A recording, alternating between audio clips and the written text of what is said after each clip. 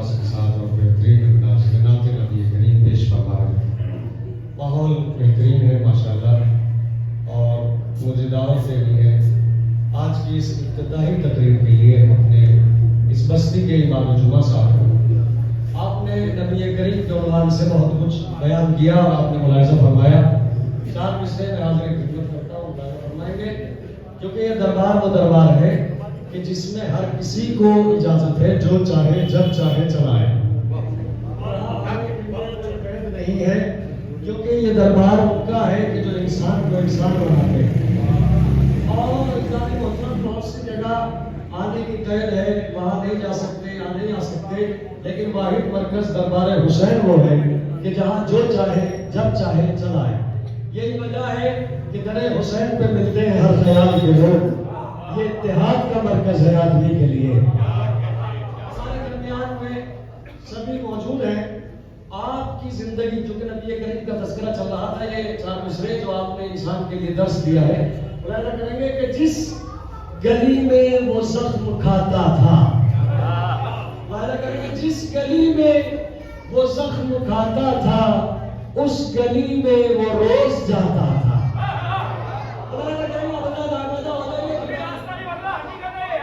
جس گلی میں وہ زخم کھاتا تھا اس گلی میں وہ روز جاتا تھا۔ جسے پسند آئے وہ پوری قوت اور توانائی کے ساتھ بولے، کیونکہ آپ انسان کی ہدایت کے لیے آئے تھے اور یہ دربار انسانوں کے لیے سجا ہے۔ جس گلی میں وہ زخم کھاتا تھا اس گلی میں وہ روز جاتا تھا، تو جتنے پتھر بدن پہ پڑتے تھے اتنی شدت سے مسکراتا۔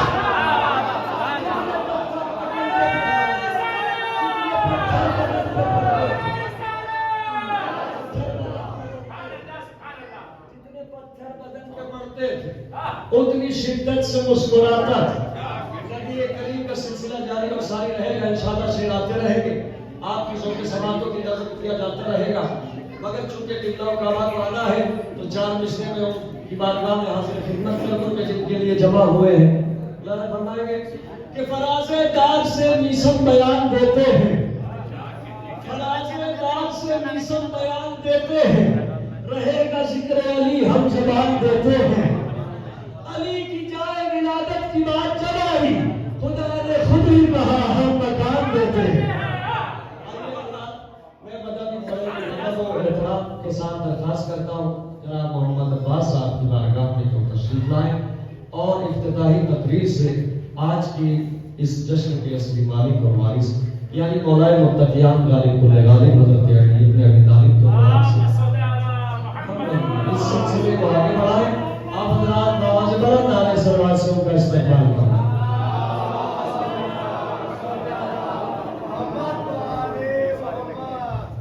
اس سے قبل کے مولانا تقریر شروع کریں، درخواست کرتا ہوں جناب زیدم صاحب سے کہ وہ اسٹیج پر تشریف لے آئیں، جناب حاجی تصور صاحب سے کہ وہ بھی اسٹیج پر تشریف لے آئیں۔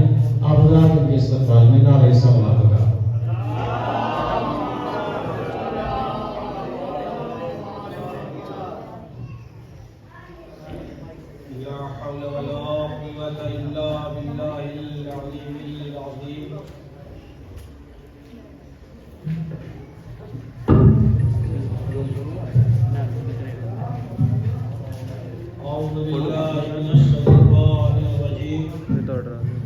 بسم اللہ الرحمن الرحیم الحمد للہ الذی ہدانا لہذا وما كنا لنهتدي لولا ان هدانا الله لقد جاءت رسل ربنا بالحق الصلاة والسلام على رسوله الكريم وخاتم النبيين وشفيع المذنبين المخاطب بطه وياسين مولانا مولى الثقلين جد الحسن والحسين أبي القاسم محمد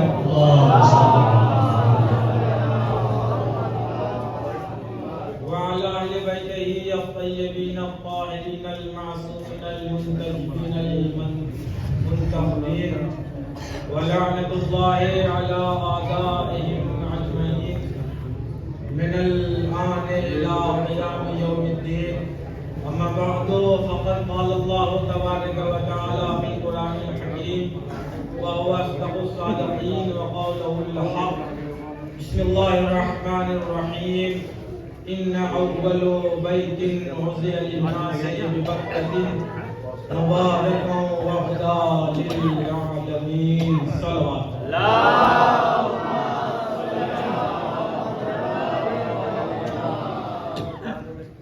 سب سے پہلے آپ حضرات کی خدمت میں جو ممدوح ہے اور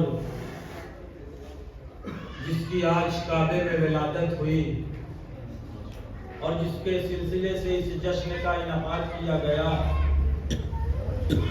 غالب علی کل غالب، طالب علی کل طالب، راکب دوش پیغمبر، بت شکن، میدان میں بڑھ بڑھ کے حملہ کرنے والا، سیف اللہ، ید اللہ کی ولادت کے موقع پر آپ حضرات کی خدمت میں تبریک اور تہنیت عرض کرتا ہوں، اور یہ میری جسارت ہے کہ اتنے بزرگ اور مجھ سے بہتر اور مجھ سے اعلیٰ اور مجھ سے بہترین علماء تشریف فرما ہے۔ میری اوقات نہیں ہے کہ میں ان کی موجودگی میں کچھ کہوں، لیکن چونکہ یہ اس مولا کی بارگاہ ہے کہ بولنے کا سلیقہ آ ہی جاتا ہے، لہذا آج جس ممدوح کی ولادت ہے، آج اس ذات کی جشن، اس ذات کی آمد کا جشن ہے کہ جس کی ماں کے قدموں کی چاپ دیوار کعبہ پہچانتی ہے۔ آج اس ذات کی آمد کا جشن ہے کہ جسے لینے کے لیے وہ محمد کعبے میں گیا کہ جو قرآن کو بھی لینے کے لیے نہیں گیا۔ کیوں؟ اس وجہ سے کہ قرآن کی آیتیں وہاں نازل ہوتی تھی جہاں پیغمبر ہوتے تھے۔ اگر پیغمبر حضر میں ہوتے تھے تو قرآنی آیات وہاں جاتی تھی، اگر پیغمبر سفر میں ہوتے تھے تو قرآنی آیات وہاں جاتی تھی، اگر پیغمبر حجرے میں ہوتے تھے تو قرآنی آیات وہاں جاتی تھی۔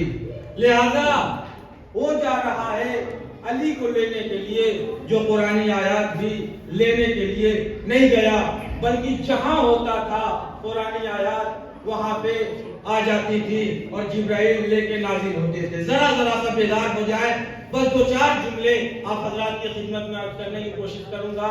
تو اس ذات کی آمد ہے کہ اس ذات کے لیے پروردگار عالم نے کیا اہتمام کیا، اور یہ بات مسلم ہے اور تاریخ نے اس بات کو لکھا کہ جو کعبے میں ولادت ہے، یہ صرف علماء اہل تشیع نے اپنی کتابوں میں نہیں لکھا، بلکہ فریقین کے نزدیک یہ متفق علیہ مسئلہ ہے کہ علی کی ولادت جوف کعبہ میں ہوئی۔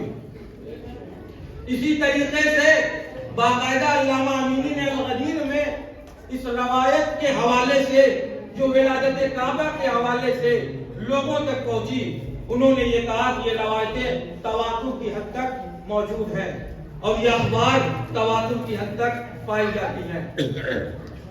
احادیث کی اصطلاح میں ایک لفظ ہے تواتر، اور تواتر کا مطلب یہ ہوتا ہے، اور اگر میں اسے آسان زبان میں سمجھانا چاہوں تو تواتر کسے کہتے ہیں اور اس کا مفہوم کیا ہوتا ہے، تو تواتر کا مطلب یہ ہوتا ہے کہ کسی بات کو اتنے سارے لوگ نقل کریں اور اس بات کا تذکرہ کریں کہ عقلاً یہ محال ہو جائے کہ یہ بات جھوٹی ہوگی، عقلاً یہ محال ہو جائے کہ یہ بات جھوٹی ہوگی۔ ایک مثال میں دے دوں تاکہ بات اور واضح ہو جائے۔ مثلاً اگر کوئی یہاں پہ آپ سے یا ہم میں سے کسی سے کہے کہ محلہ سیدان میں آگ لگ گئی، تو اگر ایک آدمی کہہ رہا ہے تو ہو سکتا ہے کہ اس کی بات کا یہ امکان ہو اور یہ ممکن ہو کہ وہ جھوٹ بول رہا ہے، لیکن اگر اسی بات کو 2 لوگ کہیں، 3 لوگ کہیں، 4 لوگ کہیں، یا جتنے بھی بیٹھے ہوئے افراد ہیں، اگر سب اسی بات کو کہنے لگے تو پھر ان تمام لوگوں کا جھوٹ پہ جمع ہونا محال ہے۔ تو اسی طریقے سے علماء نے لکھا کہ علی کی ولادت جو کعبے میں ہوئی، یہ تمام علماء کے نزدیک اور تمام فرقوں کے نزدیک یہ متفق علیہ فیصلہ ہے۔ اب جب ولادت کا وقت آیا اور علی کی ولادت کا وقت قریب آیا تو تاریخ کہتی ہے یہ ابو طالب کے یہاں پہلی اولاد نہیں تھی، بلکہ علی کی ولادت سے پہلے جناب طالب پیدا ہو چکے، جناب جعفر پیدا ہو چکے، عقیل پیدا ہو چکے، ابو طالب کی ایک بیٹی جناب ہانی پیدا ہو چکی، لیکن تاریخ کہتی ہے ان بچوں کی ولادت کا انداز مختلف تھا، علی کی ولادت کا انداز مختلف ہے۔ ان بچوں کی ولادت کا انداز مختلف تھا، علی کی ولادت کا انداز مختلف ہے۔ جب ولادت کا وقت قریب آیا، فاطمہ بنت اسد ابھی تک علی کی جتنی اولادیں تھیں، چاہے وہ طالب ہو، چاہے وہ عقیل ہو، چاہے وہ جعفر ہو، چاہے وہ ہانی ہو، شیب ابو طالب میں یا خانے ابو طالب میں پیدا ہو رہی تھی، لیکن جب علی کی ولادت کا وقت قریب آیا، جناب فاطمہ بنت اسد خانے سے برآمد ہوئی، برآمد ہونے کے بعد کعبے کے پاس آئی، کعبے کے مقابل میں کھڑی ہو گئی، غلاف کعبے کو جناب فاطمہ بنت اسد نے پکڑا، آسمان کی طرف رخ کیا، آسمان کی طرف رخ کرنے کے بعد کہتی ہے پروردگارا میں تجھ پہ ایمان لائی، پروردگارا میں تیرے رسولوں پہ ایمان لائی، پروردگارا میں تیری کتابوں میں ایمان لائی۔ اس کے بعد جناب فاطمہ بنت اسد کہتی ہے پروردگارا تجھے واسطہ اس بیت کا، پروردگارا تجھے واسطہ اس بیت کے بنانے والے کا۔ اس کے بعد تاریخ نے جو جملہ لکھا، جناب فاطمہ بنت اسد نے اپنے بدن مبارک کو کعبے کی دیوار سے مس کیا، مس کرنے کے بعد کا پروردگارا تجھے اس بچے کا واسطہ جو میرے بدن میں موجود ہے، تجھے اس بچے کا واسطہ جو میرے بدن میں موجود ہے۔ اب جیسے ہی یہ کہا کہ پروردگارا میری مشکل کو آسان فرما، میری مشکل کو آسان فرما۔ عجیب چیز ہے عزیزان محترم، اگر واقعی انسان اس مقام پہ غور کرے اور فکر کرے تو اس بات کا اندازہ ہوتا ہے جناب فاطمہ بنت اسد نے کعبے کا صدقہ دیا، کعبے کے بنانے والے کا صدقہ دیا، ابراہیم کا صدقہ دیا، تمام کتابوں کے بارے میں کہا۔ اس کے بعد سے جناب فاطمہ نے اس بچے کی ولادت کا اور اس بچے کا صدقہ دیا اور اس بچے کے بارے میں کہا جو ان کی بدن میں موجود تھا۔ گویا جناب فاطمہ بنت اسد یہ بتانا چاہ رہی تھی کہ اگر کوئی کعبے کے پاس آ کے بھی اگر کعبے کا صدقہ دے، کعبے کے صدقے میں دعا مانگے، جناب ابراہیم کا واسطہ دے، لیکن اگر علی کو وسیلہ نہ بنائے تو اس کی دعا بیکار ہے، اس کی دعا بیکار ہے۔ اب جیسے ہی جناب فاطمہ بنت اسد نے دعا مانگی، فوراً دیوار میں در بن گیا۔ اب کچھ دیوار میں در بنا، اب جیسے ہی در بنا فاطمہ بنت اسد اندر گئی۔ اب ذرا سے اس مقام پہ اگر سوچیں اور غور کریں اور آپ پتہ لگائیں، یہ بتائیں اگر کہیں پہ کوئی دیوار گرے، اگر کہیں پہ کوئی دیوار گرے یا کسی مکان میں زلزلہ آئے یا کوئی مکان ہلے تو عام طور پہ کیا ہوتا ہے؟ لوگ وہاں سے بھاگتے ہیں، بجائے یہ کہ اندر داخل ہوں، لوگ وہاں سے بھاگیں گے۔ اور شریعت نے بھی حکم دیا کہ جان بچانا واجب ہے، اگر کوئی ایسی حالت، کوئی ایسی سچویشن پیش آ جائے تو لہذا جان بچانا واجب ہے اور ضروری ہے کہ انسان اپنی جان کی حفاظت کرے۔ لیکن جناب فاطمہ بنت اسد جب دیوار ہلی اور دیوار میں در بنا تو بجائے یہ کہ فاطمہ بنت اسد پیچھے ہٹتی، اندر داخل ہو گئی۔ میں کہوں گا اے فاطمہ بنت اسد، اور لوگوں کا تو طریقہ یہ ہے کہ جب کسی مکان میں زلزلہ آتا ہے، جب کہیں پہ دیوار ہلتی ہے تو لوگ اندر داخل ہونے کے بجائے وہاں سے بھاگتے ہیں۔ تو عجب نہیں فاطمہ بنت اسد آواز دیں گی، او نادان، ارے تجھے کیا معلوم اگر میں کسی فرار کی ماں ہوتی، اگر میں میں کسی فرار کی ماں ہوتی تو بھاگ جاتی، کیونکہ میں حیدر کرار کی ماں ہوں۔ صلوات پڑھ دے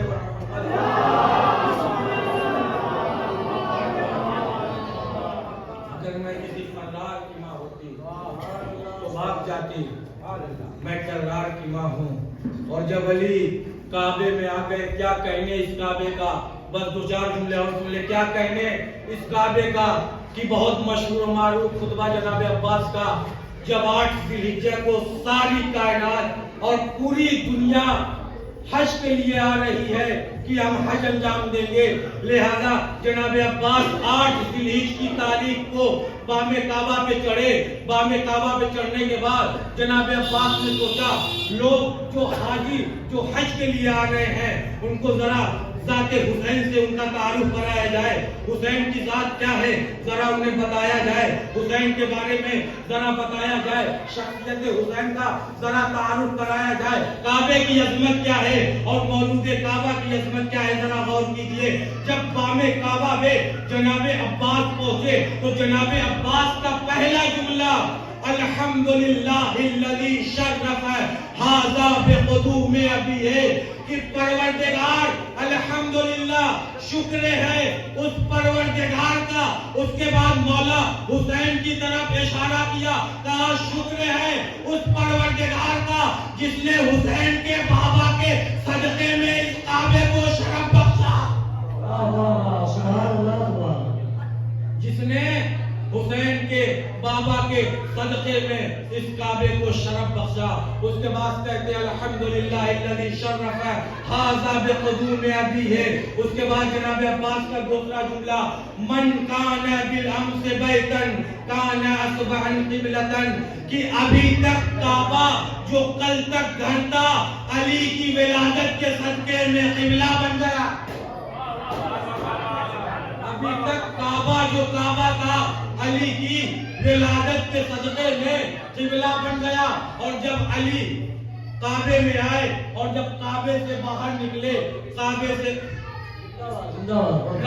باہر نکلے تو کعبے سے باہر نکلے کے بعد جب تذکرہ رسالت پہ آئے تو مولا علی نے اپنی آنکھیں کھولی، مولا علی نے اپنی آنکھیں کھولی اور رسول نے ارشاد فرمایا یا علی خصصتنی بالنظر وخصصتکم بالعلم، یا علی چونکہ سب سے پہلے تو نے میرا دیدار کیا ہے لہذا میں اپنے سارے علوم تجھے عطا کروں گا۔ اور یہی جو رسالت اور امامت کا لازم و ملزوم پیمانہ ہے اس کے لیے قرآن نے کیا بڑی خوبصورت سی مثال پیش کی ہے کہ آیہ مباہلہ میں پروردگار عالم ارشاد فرماتا ہے فمن حاجک فیہ من بعد ما جاءک من العلم فقل تعالوا ندعو ابناءنا وابناءکم ونساءنا ونساءکم وانفسنا وانفسکم ثم نبتہل فنجعل لعنۃ اللہ علی القاذمین۔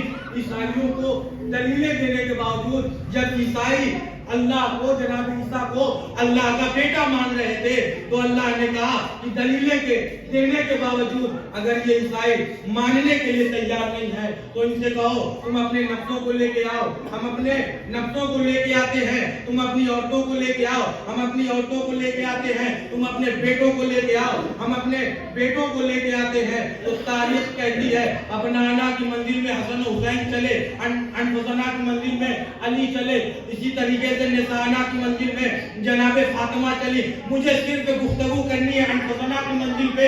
عزیزان محترم، جو نفس پیغمبر بن کے میدان مباہلہ میں چلا ہے، جو نفس پیغمبر بن کے میدان مباہلہ میں چلا ہے، تمام تاریخوں نے لکھا ذات علی کے علاوہ کوئی نہیں تھا، ذات علی کے علاوہ کوئی نہیں تھا۔ اگر آپ نفس کا مطلب دیکھیں، نفس کا مطلب ہوتا ہے روح، نفس کا مطلب ہوتا ہے جان، نفس کا مطلب ہوتا ہے روح، نفس کا مطلب ہوتا ہے جان، یعنی جان پیغمبر بن کے علی مباہلے میں چلے، علی مباہلے میں چلے۔ روح کا کیا مطلب ہوتا ہے؟ یعنی اگر میرے جسم سے روح جدا ہو جائے تو پھر انسان مردہ کہلاتا ہے، زندہ نہیں کہلاتا۔ انسان مردہ کہلاتا ہے، زندہ نہیں کہلاتا۔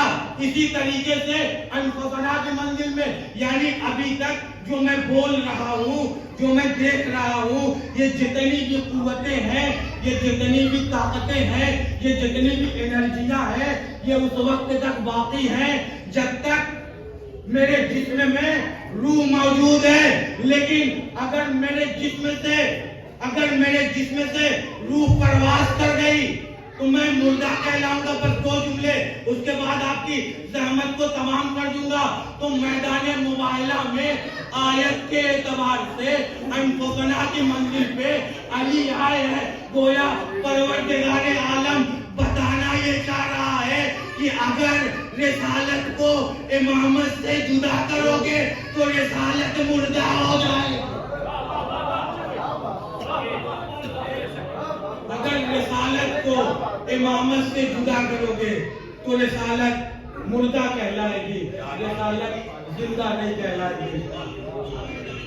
لہذا آئیے بارگاہ خداوندی میں دعا گو ہوں کہ پروردگارہ اس جشن کی برکت اور اس مولود کی برکت کے صدقے میں ہماری مغفرت فرمائے اور ہماری زندگیوں میں برکت، رحمت اور نصرت عنایت فرمائے. اور اسی طریقے سے ہمیں ہمارے صالحہ انجام دینے کی توفیق عنایت فرمائے. وآخر دعوانا ان الحمد للہ رب العالمین. ربنا تقبل منا انک انت السمیع العلیم.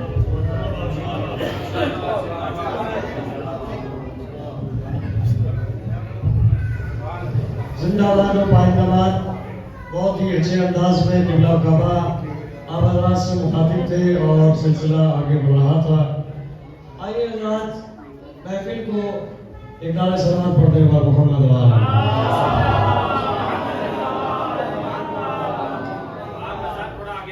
تھوڑا سا آگے تشریف لیں تاکہ آنے والوں کو پریشانی اور مشکل نہ ہو پائے. مل کے صلوات پڑھ لیجیے محمد والے محمد.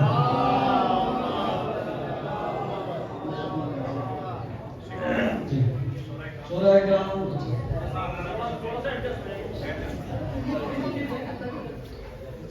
آئیے جناب جو ہمارے شورا اکرام تشریف لا چکے ہیں، جناب ڈاکٹر تنویر پوری صاحب سے درخواست کرتا ہوں کہ وہ اسٹیج پہ تشریف لائیں. جناب سجاد بجلاوی صاحب، جناب معصوم ابروہی صاحب، جناب سید فیروز انور حکیم زکام صاحب اسٹیج پہ تشریف لائیں. رمضان علیہ السلام سے ان کا استقبال کرنا ہے. بابا صاحب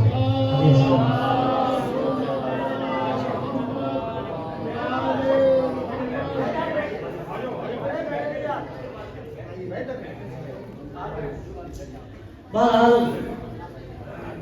سلسلہ آگے بڑھ رہا ہے. تلاوت کلام الہی کے بعد نعت نبی کریم اور مل کے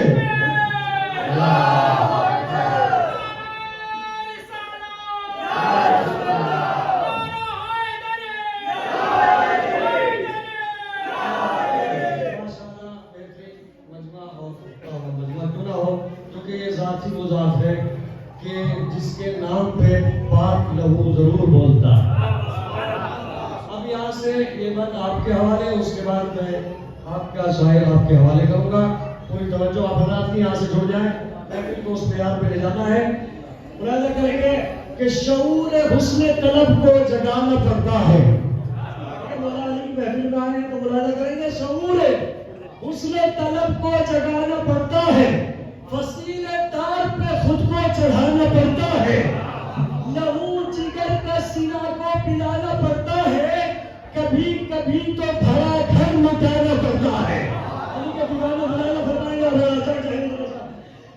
کہ شعور حسن طلب کو جگانا پڑتا ہے. وسیلے دار پہ خود کو چڑھانا پڑتا ہے. لہو جگر کا سینہ کو پلانا پڑتا ہے. کبھی کبھی تو بھرا گھر لٹانا پڑتا ہے. کوہر یہ کاسہ کم ذات میں نہیں ملتا. علی کا عشق ہے خیرات میں نہیں ملتا. کوہر یہ کاسہ کم ذات میں نہیں ملتا. علی کا عشق ہے خیرات میں نہیں ملتا. کوہر یہ کاسہ کم ذات میں نہیں ملتا. علی کا عشق ہے خیرات میں نہیں ملتا. بات آگے بڑھ رہی ہے کہ غدیر خود میری آیا بنائی جائے گی. بڑی ہی دھوم سے محفل سجائی جائے گی. منافقوں کی طبیعت جلائی جائے گی. علی کے عشق میں جنت لٹائی جائے